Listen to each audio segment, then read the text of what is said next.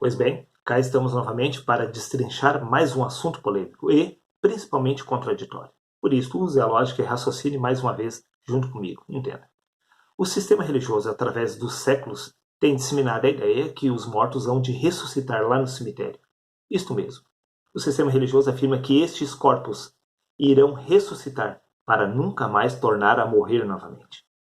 Por isto, existe a ideia de que, após a ressurreição dos mortos, ou nós iremos entrar no reino dos céus para viver para sempre no paraíso, ou seremos jogados no lago de fogo para sofrer por toda a eternidade no inferno. Mas da onde exatamente o sistema religioso tira essa ideia? Ridículo. Simples.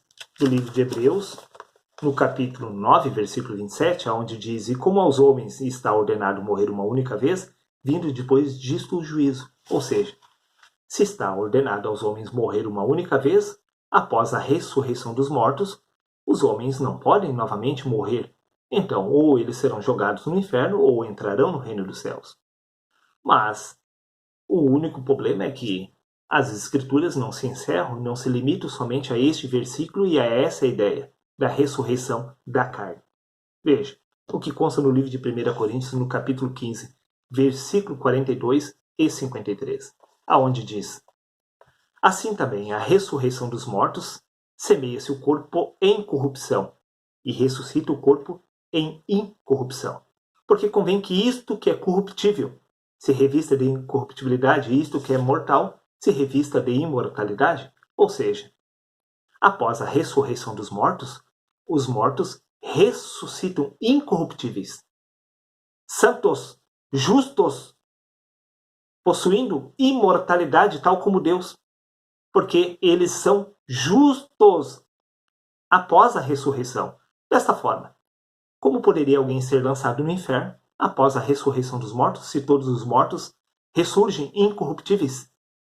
Está vendo que esta conta não fecha? E eu te já ajudarei a entender exatamente por que esta conta não fecha. Veja, livro de 1 Coríntios, capítulo 15, versículo 44.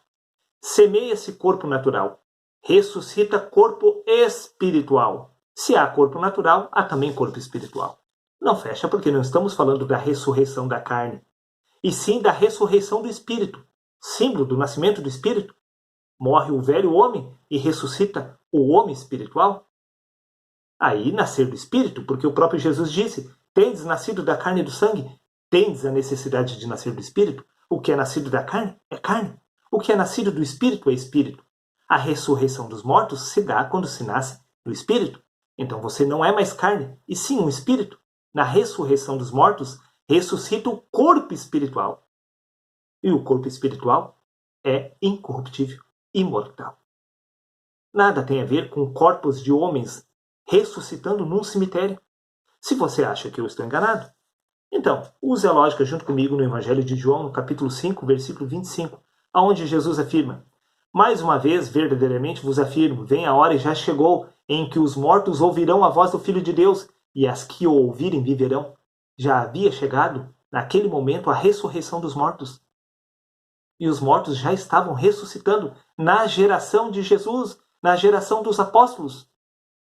A ressurreição dos mortos não acontecerá num futuro vindouro, aonde coletivamente todos hão de ressuscitar no cemitério, porque isto é uma ilustração aplicada pelos apóstolos. O próprio Jesus disse que a hora da ressurreição dos mortos já havia chegado.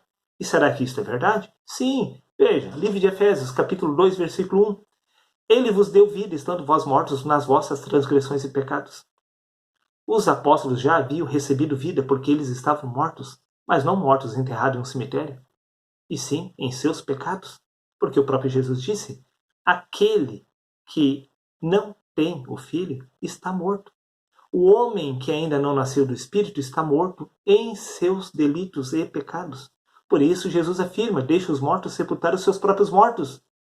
É disto que se trata as Escrituras. As Escrituras se utilizam de ilustrações humanas para explicar o que deve acontecer a nível espiritual com cada um de nós.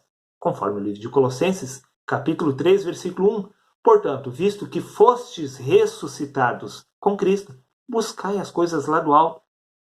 Veja, os apóstolos já haviam sido ressuscitados. Se isto é verdade, então os apóstolos não poderiam tornar a morrer novamente. Porque, repito, vamos fazer uma releitura. Livro de Hebreus, capítulo 9, versículo 27. E como aos homens está ordenados morrerem uma única vez, vindo depois disso o juízo. Neste caso, os apóstolos não poderiam tornar a morrer novamente, porque se eles já haviam ressuscitados em Cristo Jesus, como eles poderiam ter sido crucificados de cabeça para baixo, decapitados, esquartejados? Sim, todos eles morreram. Como eles poderiam morrer novamente se eles já haviam passado da morte para a vida? Já haviam ressuscitados em Cristo Jesus? Está vendo que não estamos falando deste corpo natural? Porque este corpo natural, existe uma ordem natural para tudo.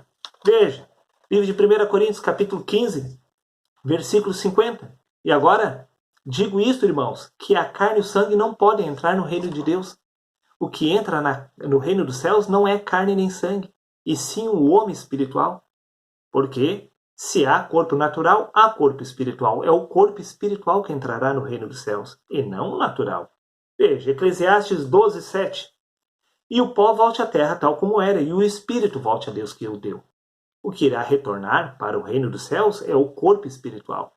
O corpo natural irá retornar ao pó da terra. Você consegue entender que estamos falando a nível espiritual? Todos os apóstolos morreram após terem ressuscitado dentre os mortos. E se está ordenado aos homens morrer uma única vez, por que os apóstolos tornaram a morrer? Veja, o que tornou a morrer, ou o que morreu, foi este corpo, que deve seguir o seu fluxo, retornando ao seu lugar de origem, que é a terra.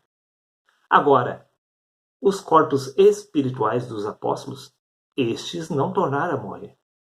O homem natural morreu uma única vez, quando nasceu do Espírito. Isto é o símbolo do nascimento do Espírito.